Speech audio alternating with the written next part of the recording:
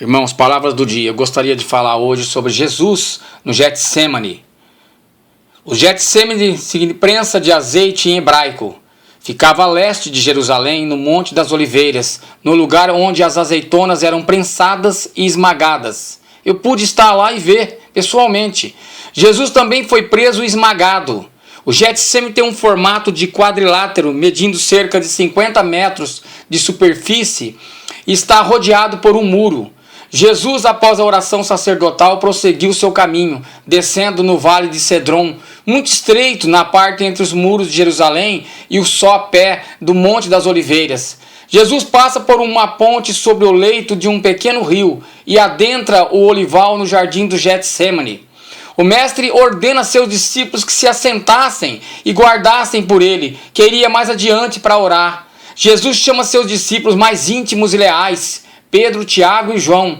Eles são testemunhas da agonia que o mestre passou no jardim do Getsemane. Um lindo ensinamento de que, assim como nós, Jesus em sua humanidade precisava de amigos naquele momento tão difícil. Quão amargos foram aqueles momentos para Jesus no Getsemane. Uma indescritível tristeza invade seu coração. A expectativa do sofrimento que o aguardava, ele sabia de todo o castigo físico e moral que seria submetido. E o mestre revela a seus amigos a dor que se passava em seu coração. Mateus 26:38, então lhes disse: a minha alma está cheia de tristeza até a morte. Ficai aqui e velai comigo. Jesus, em um grande esforço, separa-se dos discípulos e vai para mais adiante no Getsemane, a fim de abrir seu coração com mais liberdade diante do Pai.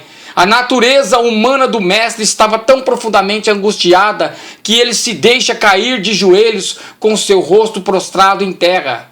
Uma atitude de submissão, adoração e desolação. Ele rogou ao Pai que, se possível, afastasse dele aquela hora tão terrível.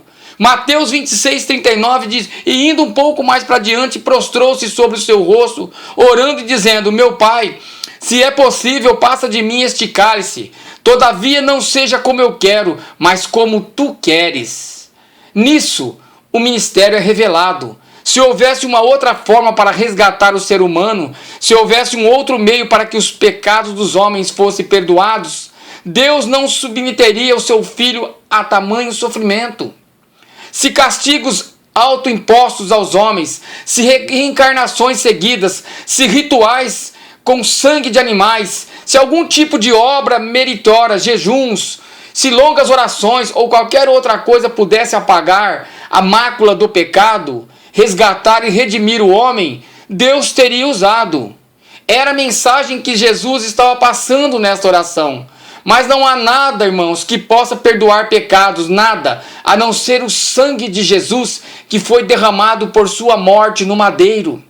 Jesus sabia que a redenção do mundo seria conquistada com os sofrimentos e morte do Messias. A consciência desse fato deu ao mestre forças para seguir em frente.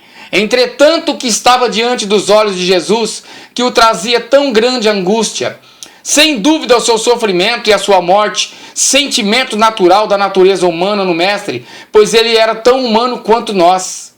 Essa, porém, não era a principal causa das angústias de Jesus, como diz Tomás de Aquino, que se Cristo foi tão afligido, não foi somente porque ia perder a vida, foi também por causa dos pecados de todos os homens. O peso gigantesco dos pecados de toda a humanidade estava sobre seus ombros. Um homem comum teria sucumbido sobre carga tão pesada. Isaías 53:5, mas ele foi ferido por causa das nossas transgressões, moído por causa das nossas iniquidades. O castigo que nos traz a paz estava sobre ele, e pelas suas pisaduras fomos sarados. Jesus, com a alma cheia de angústia, retorna ao Getsemane, onde deixou seus 3 mais amados discípulos para buscar consolo em seus amigos. Porém não encontrou este afeto, pois eles estavam dormindo. Mateus 26:40, e voltando para os seus discípulos, achou-os adormecidos, e disse a Pedro: então nem uma hora pudeste velar comigo? Um pouco antes, Pedro havia dito que jamais abandonaria Jesus e até morreria por ele. Entretanto, não conseguiu ficar acordado para orar com Jesus quando ele mais precisava, durante a última ceia da Páscoa no cenáculo. Todos estavam dispostos a dar a vida pelo Mestre. O que ocorreu com toda aquela coragem? Mateus 26:41 diz que vigiai e orai para que não entreis em tentação. Na verdade, o espírito está pronto, mas a carne é fraca. Os discípulos precisavam ficar acordados e orar, pois em breve seriam provados duramente. O maior perigo naquele momento era abandonar e negar o Mestre. Por isso necessitavam do poder natural, sobrenatural da fé e da oração. O Mestre, como não encontrou apoio humano, afasta-se de novo e busca auxílio na oração. Mateus 26:42.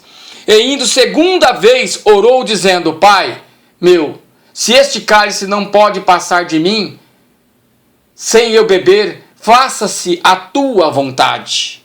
O cálice aqui representa a ira de Deus. Jesus, como servo obediente, humilde, se entregou totalmente à vontade do Pai. O Mestre volta mais uma vez ao Getsemane e encontra seus discípulos dormindo, sem despertá-los. Jesus volta à solidão e em agonia orava mais intensamente. Sobre intensa agonia e ansiedade, o duro combate se inicia na luta espiritual. Os batimentos cardíacos do Mestre se intensificam com rapidez e de tal maneira que seu suor produz grandes gotas de sangue que lhe cobriu o corpo e correram até o chão. Lucas 22:44 diz que, posto em agonia, orava mais intensamente, e o seu suor tornou-se em grandes gotas de sangue que corriam até o chão. Jesus poderia desfalecer e morrer ali mesmo, no Getsemane. Porém, o Pai sustentou seu filho e enviou um anjo que o confortava. Irmãos, você vê a capacidade daquilo que Jesus passou para que você estivesse aqui hoje, sem pecado, que você recebesse a graça do Senhor sobre ti. Vamos orar, vamos buscar mais o Senhor, porque o Senhor deu tudo o que Ele podia dar por você.